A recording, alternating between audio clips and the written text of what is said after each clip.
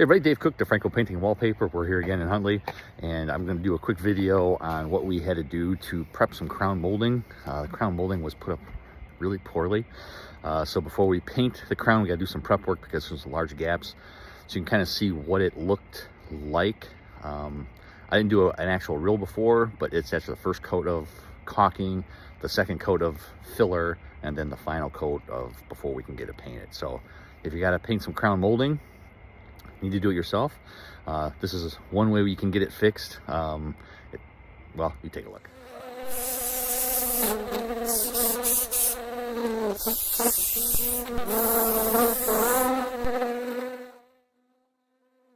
Let's go!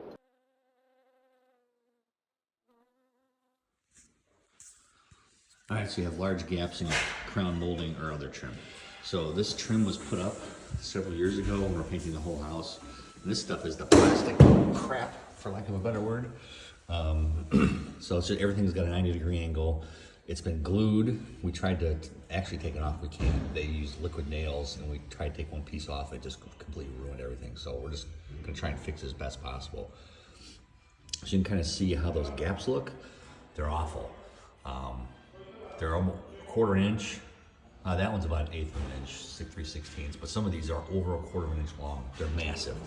So we had to fill these, and we used elastomeric caulk that we caulked everything last night. It knew it sucked in. I gave it another coat last night. It still sucked in again. And so what we're gonna do now, you can see this was a second coat on this one, and this one has its final coat. So you can kind of see a huge difference. It actually looks like it's supposed to be. It's all filled in, nice, clean, even. So once it gets painted, you'll have a nice fresh coat. So some of these are worse, I mean, just brutally bad.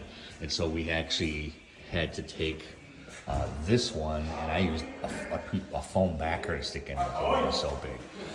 And then caulked it, and I actually put a little drywall mud on there to kind of make it nice and flat. So sometimes you have to play with them a little bit more than others to get the look, to get it to look the way it's supposed to. When you're fixing other people's mistakes, it makes things really tricky. But good caulk, take your time, allow it to dry, and then make sure you prime everything, and you should be good to go.